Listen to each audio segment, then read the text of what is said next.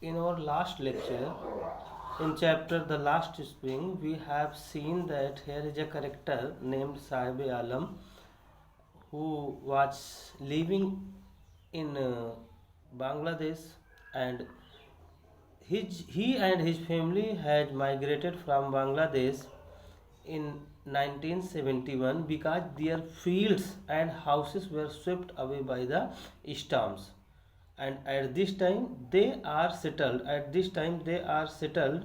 in the peripheral area of Delhi, that is the Simapuri, and the and Sahib Alam and many other children like Sahib Alam are scrounging the garbage dumps, and they are searching out something in the garbage. Sometimes they find 1 rupee and sometimes 10 rupees.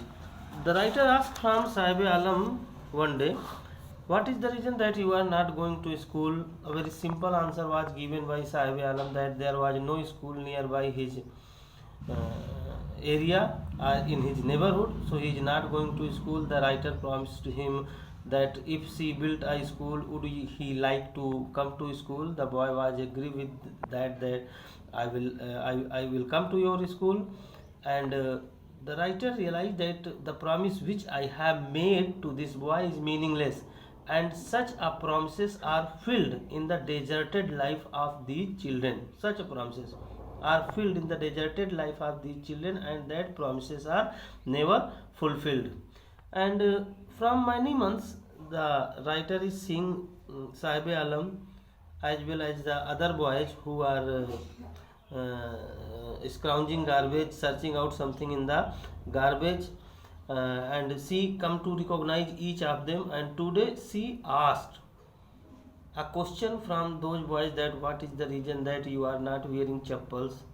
The children answered that they are not having chappal. Another answer that her mother is not bringing down them from the shelf. And other explanation was given that it is a tradition to remain shoeless. But the writer is saying that I have visited to the cities as well as in the rural areas, and I have found that the people in cities as well as in the rural areas walking on the road without slippers. And reality is that this is not a tradition, but they are too poor to buy the slippers, shoes, or the chappals. Okay, let us go forward. I remember a story a man from Udupi once told me. As a young boy, he would go to school past an old temple. The writer is saying that once he get a chance to meet a man who came from Udupi, and he told a story to the writer that when he was too young, he used to go to school passing an old temple where his father was a priest, and in that temple his father was a priest. And he would stop briefly at the temple and pray for a pair of shoes. The boy told to the writer that during his journey from home to the school, he used to stay for some moment before the temple, and he prayed from the god for a pair of shoes. 30 years later, I visited the town and the temple, which was now drowned and air of desolation. Drowned and air of desolation means has become destroyed, ruined. Okay, and the writer is saying that 30 years later, when I visited again to that place, I have seen that temple has been ruined. In Hindi, Khandhar. Okay, in the backyard where lived the new priest. At the backyard of the temple, there was a new priest. There were red and white plastic chairs. And the writer is saying that I have seen that there were red and white plastic chairs. This word is expressing to the changes, to some modernity. A young boy dressed in a grey uniform, wearing socks and shoes, arrived panting and threw his school bag on a folding bed. Folding bed. The writer noticed that a young boy came from the school, and the boy was wearing shoes, socks, and he was having grey uniform. Here the writer is highlighting that there is changes which has taken place in the life of the son and the daughters of the priest, but there is no changes in the life of the rag pickers in these 30 years. Okay, and he is saying that a boy came panting, he threw his school bag on the folding bed, and looking at the boy, I remembered the prayer another boy had made to the goddess when he had finally got a pair of shoes. Okay, and let me never lose them. The writer is saying that after seeing this boy, I, an idea came into my mind that perhaps the prayer which was made 30 years earlier by the boy, now it is fulfilled. Now it is accepted by the goddess, and the boy has got a pair of shoes, uniform, so many things. Let me never lose them. The goddess had granted his prayer, and the boy said that I am not going to lose this shoes, and this the goddess has accepted my prayer. Young boys like the son and the priest now wore shoes, but many other like the rag pickers in my neighborhood remain shoeless. Yes, here the poet is highlighting the philosophy that the rag pickers who are doing hard labor from early to the morning till night, but they are not having shoes, they are not having slippers, they are not having chappals, but the life of the sons and the daughters of the priest is changed. They are having shoes, they are having socks, they are having everything which is needed, and they started going to the school, and they are having uniform. My acquaintance with the barefoot rag picker leads me to Simapuri.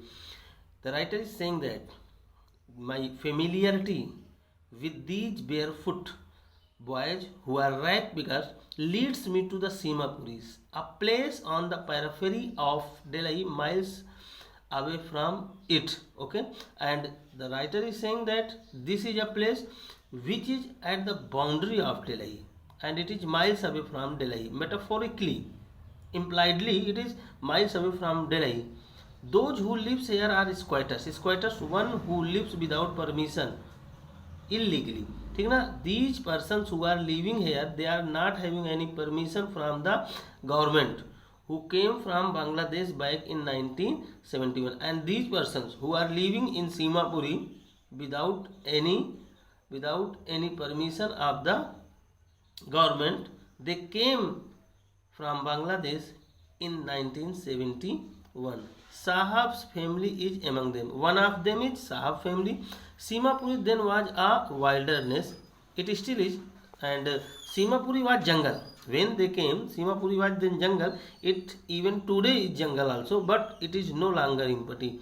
The writer is saying that this place is no longer empty. It means to say that many more rag pickers who have migrated from Bangladesh in 1971 started living to Simapuri. What kind of houses they are having? In structure of mud with roofs and tin and tarpaulin, and these rag pickers are living in such a house which is made of mud, and the roofs are made of tin and tarpaulin, devoid of sewage. There is no proper arrangement of the sewage, no arrangement of the drainage, and or no arrangement for the running water. It means to say that they are living in a very filthy, in a very dirty condition, and live 10,000 rag pickers, and almost 10,000 rag pickers are living there in such a dirty condition, such a filthy condition. They have lived here far more than 30 years without an identity, and these rag pickers are living in Simapuri for 30 years, and they are not having any identity, and they are not having any permission by the government, without permits, but with ration cards that get their names on voter list. But they are having ration cards, and due to that ration card their names are mentioned in the voter list, and this ration card make them able to buy some grain from which they can manage their livelihood. Food is more important for survival than an identity. Okay, the writer is saying that food is more important thing.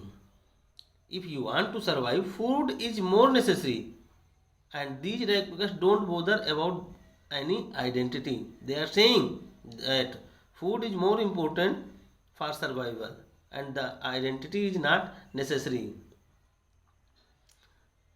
If at the end of the day we can feed our families and go to bed without aching stomach, we would rather live here in the fields that gave us no grain, said a group of women in tattered saris. The word tattered is expressing their condition, their miserable condition, their pitiable condition. The women who were wearing the tarred saris, they told to the writer that they would like to remain at that place, they would like to live at that place where they could get something to eat.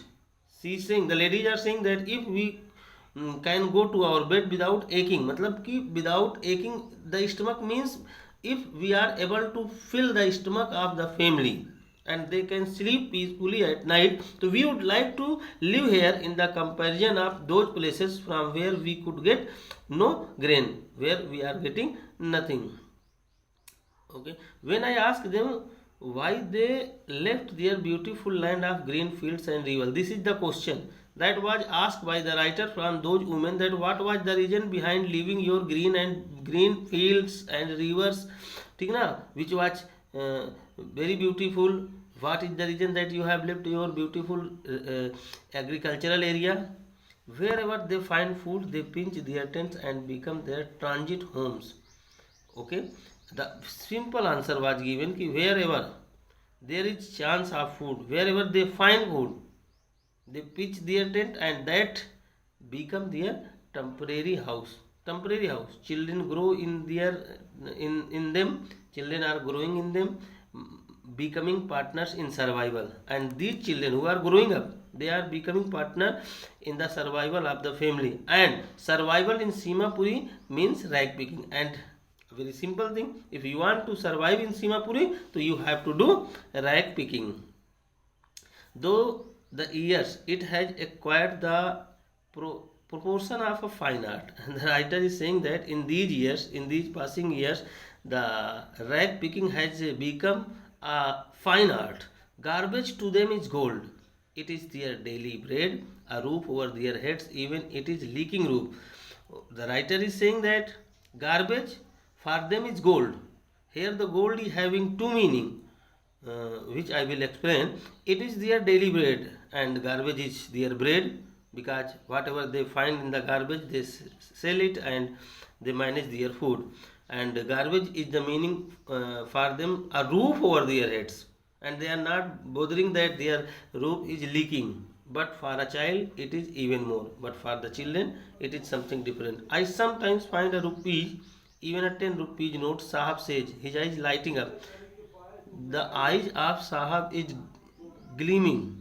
There is a sign in the eyes of Sahab Alam when he is saying that sometimes he find a rupee and sometimes he find a 10 rupees note. When you can find a silver coin in a heap of garbage, you don't stop scrounging, for there is hope of finding more. And Sahab is also telling that if you find a silver coin in the heap of garbage, so you will never stop scrounging the garbage, searching the garbage, because you are having some hope that you will find something more. And it seems that for children garbage has a meaning different from what it means to their parent. The writer is saying that garbage is having two meaning. It is having a different meaning for the children and different meaning for for their parents, for the elders. For the children it is wrapped in wonder. Why it is wrapped in wonder? Because sometimes they find 1 rupee, sometimes 10 rupees note, and for the elders it is the mean of survival, it is the cause of survival. One winter morning I see Sahab standing by the fenced gates of the neighborhood club watching two young men dressed in white playing tennis. And the writer is saying that one winter morning when I saw Sahab Alam, he was standing near the fenced gate of her neighborhood club, and where two young men were playing tennis, and Sahib Alam was seeing the game intently, carefully, I like the game, he hums. He told to the writer that he likes that game and he content to watch it standing behind the fence. And he also told that he is satisfied to watch this game standing behind the fence. I go inside when no one is around, he admits. He accepted that when no one is inside, he enters in the garden, in the place. He That gatekeeper lets me use swing, and he is not forbidden by the gatekeeper to use the swing. Sahab too is wearing tennis shoes that look strange over his discolored shirt and shirt. Sahab is having shirt and shirts, and these are discolored. These colors are fainted, and at this time Sahab is also having the tennis shoes. And this explanation was given by Sahabe Alam to the writer that this shoes was given to him by someone. Someone gave to me, he says in a manner of an explanation. It was explained by Sahabe Alam that this shoes which I am wearing at this time was given to me by someone. The fact that they are discarded shoes, but the reality is that these shoes are quitted, given up, abandoned, thrown shoes of any rich boy who perhaps refused to wear them because of a hole in one of them, and that boy has refused, denied to wear that shoes because there was a hole in one of them. Does not bother him. Okay, but Sahabe Alam does not think about that. For one who has walked barefoot, even shoes with a hole is a dream come true. The boy who used to wander from one place to another place without shoes, now he is having shoes and his dreams has become true. But the game he is watching so intently, carefully, earnestly is out of his reach. The game which he is seeing at this time so carefully, he can never reach to that place. This morning Sahab is on his way to milk booth. Next morning or after some day, writer noticed that Sahab was going towards the milk booth, and in his hand there was a steel canister. He was having a steel canister in his hand. I now work in a tea stall down the distance, and I now work in a tea stall down the road, he says, pointing out in a distance. The character Sahibe Alam pointed out at a distance, and he told to the writer that he has started working at a tea stall. I am paid 800 rupees and all my meals, and he told that I am paid 800 rupees and all the meal by the owner of the shop. Does he like the job? This is the most important fact of the chapter. A question which is asked by the writer that does he like the job? I ask. The writer asked that does Sahibe Alam like the job? Does Sahibe Alam like the job? I ask. His face, I see, has lost its carefree look. The carelessness which she used to observe at the face of Sahibe Alam when he was a rice picker, that was lost. The steel canister seems heavier than the plastic bag he would carry so lightly over his shoulder. Over his shoulder, the bag was his own.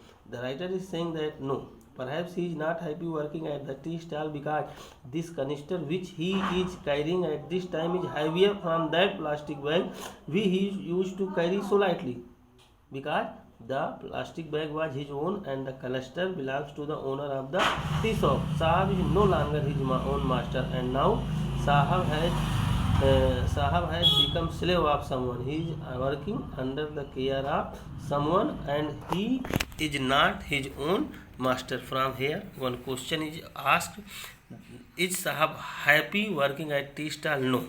Answer will be no.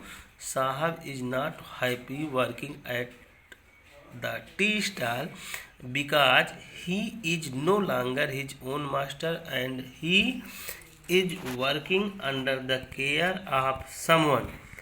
Whether he is paid 800 meals and 800 rupees and all his meals, but he is not satisfied there because he is working under the care of someone. So we can say that Sahab was not happy working at a tea stall.